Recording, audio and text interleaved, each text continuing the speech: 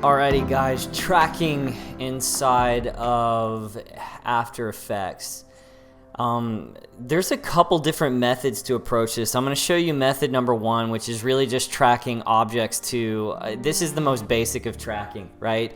It has nothing to do with normalizing the camera and getting all of that data over into Cinema 4D. This is everything to do with just being very simple and getting stickers onto objects and doing stuff like that, right?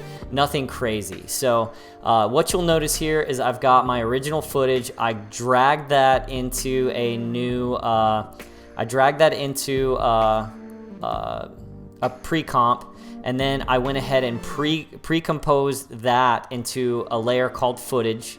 And inside that footage layer, I went ahead and created a garbage mat around the guy that I didn't, or around this really hot dude right here who, and God, he's so sexy.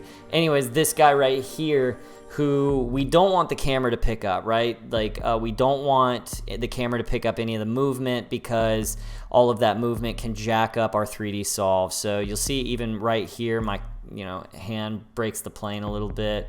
Could go in there and fix that. But we just don't want our camera to get all jacked up with focusing on anything that's moving because it can't recreate the scene. And ultimately, we're trying to get tracking markers to stick to static objects. And that's what we want to do, is tell a camera to ultimately recreate that three-dimensional environment. So go ahead and get rid of anything that might cause that to completely get jacked up, right? Okay, so I went ahead and did that.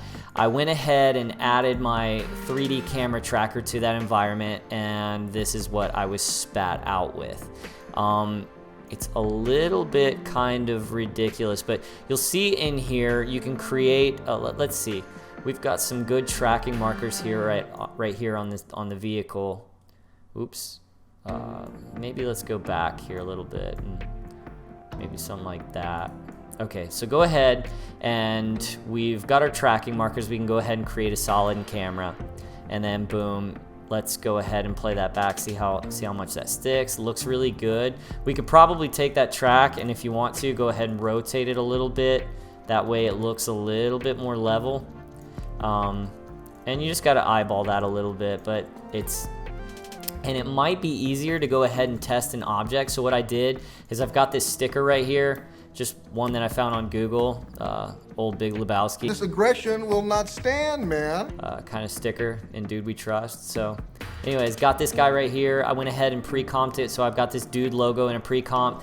You always want to do that because in case you want to animate it, I use pre-compositions as artboards. So inside these pre-comps, I'll use them as artboards, so I'll animate everything that I want to animate, and then I can bring them into the actual environment, and they're already populating doing things that I want them to do, and they kind of sit as, flat artboards that I can animate stuff onto. So anyways, so let's go back to our main layer, look at our track solid. Let's go ahead to our pre-comp dude logo sticker layer, and actually what I want to do is go ahead and duplicate that. I like to keep these like one as a foundation, so I always have that as reference, and then the second one I use, so I'll go ahead and drop that, hold Alt, drag it, and drop onto the layer, and it will replace it. Let's go ahead and set that into an add mode so we can see this guy and what he's looking like, and let us go ahead and throw him onto our vehicle right here. We'll set the transparency maybe down a little bit so it kind of blends. I don't know.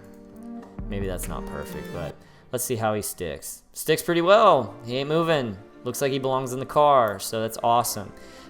So yeah, you could do this same thing, duplicate that, and then throw homeboy back here on the vehicle and then scale him down, and then we'll see how good he sticks. Right, so let's go. See, he's bouncing a little bit more, you can see, but you'd have to really pay attention to see it.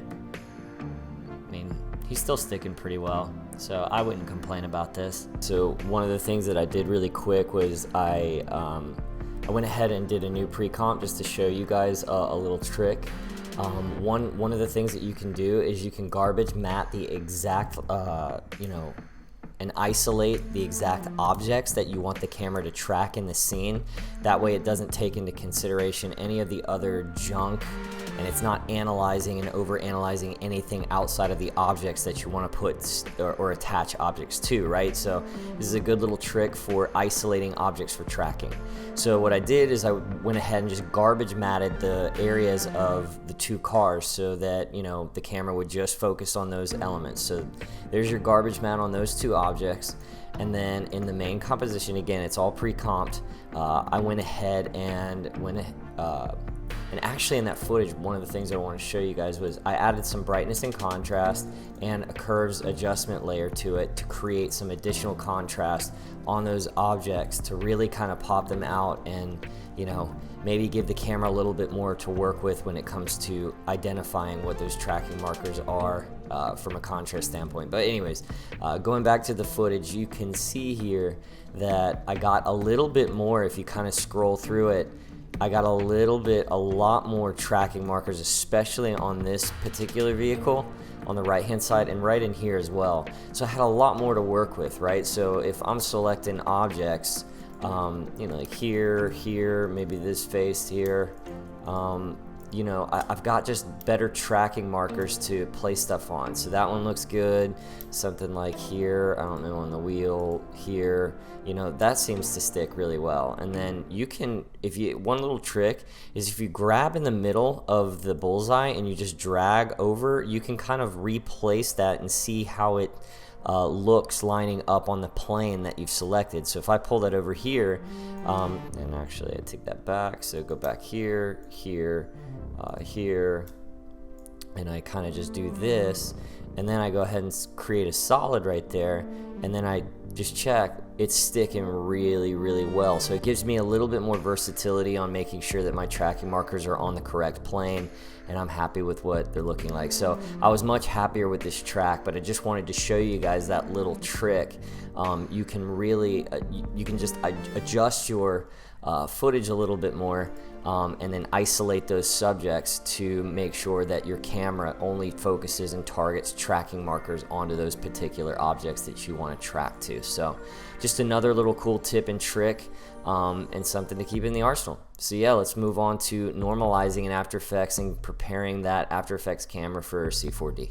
Alright guys, so the one thing that you're going to want to do, if you don't know about normalizing a scene, go look at Hashi's video.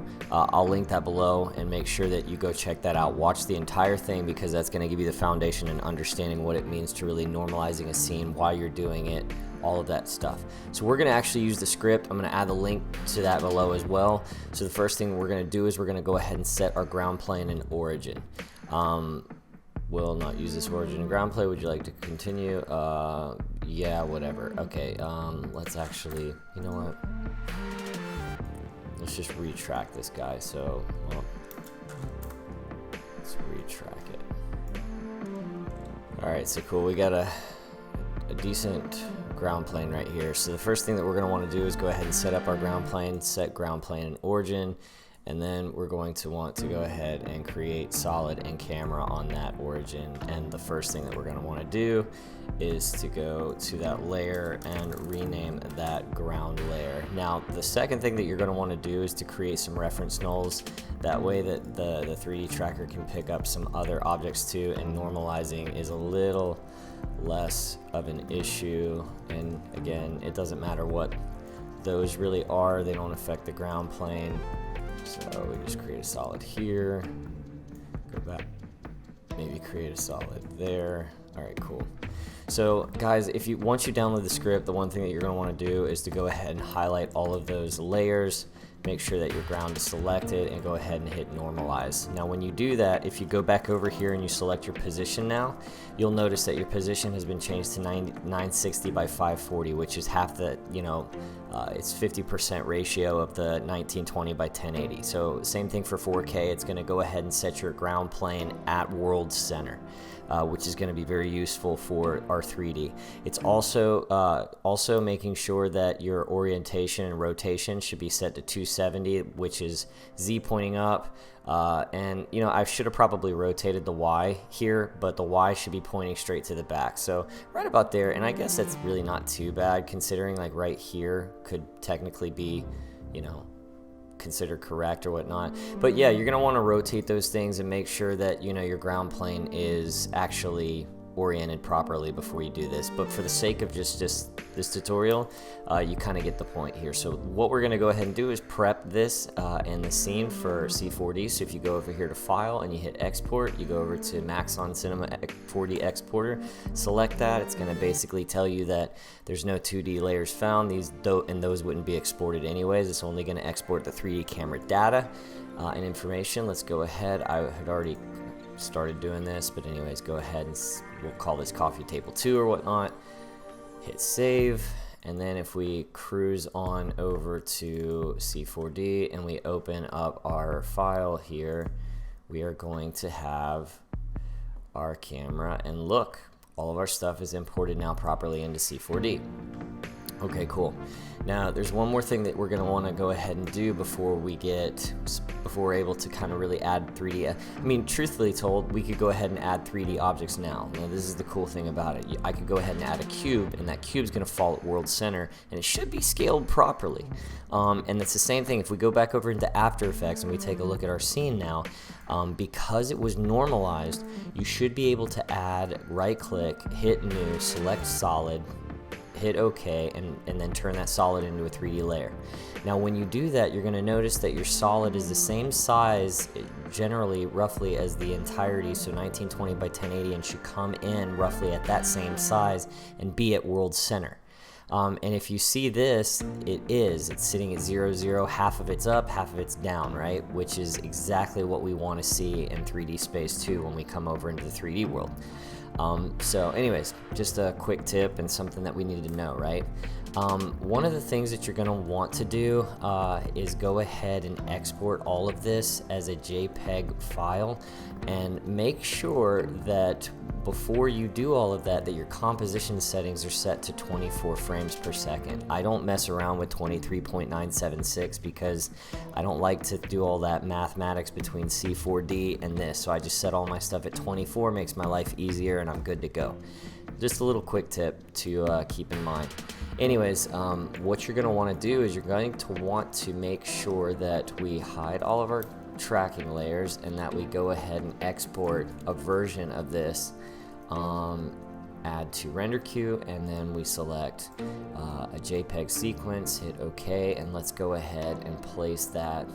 I don't know, let me see, no, we want to be desktop, and we're doing a tracking tutorial, and we're going to call this footage, and then we'll just call this JPEG sequence. Okay, cool. So now inside our JPEG sequence we got that, and we're going to go ahead and render this entire scene out. Alrighty guys, so I apologize, we got some Cobra Kai going on in the background, which is always awesome. Alright, so cool. We rendered out our file, and now we are ready to go ahead and create the background layer. So the first thing that you're going to want to do in Cinema 4D is you're going to want to come down here and you're going to want to create a new material. You can do that easily by just double clicking and you create that material. The first thing you're going to want to do is go inside your material. You can turn off the reflectance, go into your color channel, inside texture here, select your texture. We're going to cruise over to where our JPEG sequence was, and we're going to select the first image and hit open. And then it's not in the path. No, we don't want to do that. So go ahead and hit on your texture right here, select your texture, select your animation, go ahead and hit calculate. It's going to calculate all of those frames. And then what you can go ahead and do is go down here into editor, and then where it says animate preview, select that. Texture preview size, I always like to push mine up to like 1024 by 1024, and you can even do like 248 by 248. It just kind of makes the background a little bit clearer. And then go ahead and hit X. Now if you cruise up here to this object or this area right here, go ahead and select background. I like to put my background at the very bottom, and I'm going to drag my material onto our background. And you're going to notice now that we have our entire background playing in 3D space and our camera's tracked and everything's there. So now we are good to go to start adding 3D objects and seeing how they look in our scene. So if we go ahead and cruise over here, we can hide all of our ground layer. All right, we can hide all of our 3D layers, and actually I like to go ahead and leave my ground layer on, because that way I can, you know, take my cube and make sure that he's aligned to the actual floor. And one of the ways that I like to do this, make sure that you hop out of your camera if you want to kind of do this, but go over to your 3D object and then just pull this sucker up until it looks like it's sitting on the floor. And you can, you know, mess around with your different views and see what it's like. And then, yeah, that's close enough. Looks great, right? Whatnot. Not doing anything crazy here. But look, we got our cube in. Go back into our camera, hide the other layers or bring them back. You know, we hide them, we don't need those. And then our ground plane, we really don't need in here anyways. And we can go ahead and hit play. We can see how our 3D object's sticking. Now, guys, this is pretty much how I added, you know, some of those Mixamo characters. Now, this is just the way that you would do a camera export to Cinema 4D from After Effects. Now, again, there's much more intricate things that you can do to get a better track and all of that stuff. You can see some slipping. I can see some slipping. I'm not happy with it, and that's honestly why I would do my track inside of Cinema 4D or a PF track. But I'm going to teach you guys a couple things in the Cinema 4D version of this, of the next part of the tutorial, to kind of show you guys how you can get a much tighter track and get some 3D objects in there and make this thing look really, really, really sleek. So hope you guys enjoyed.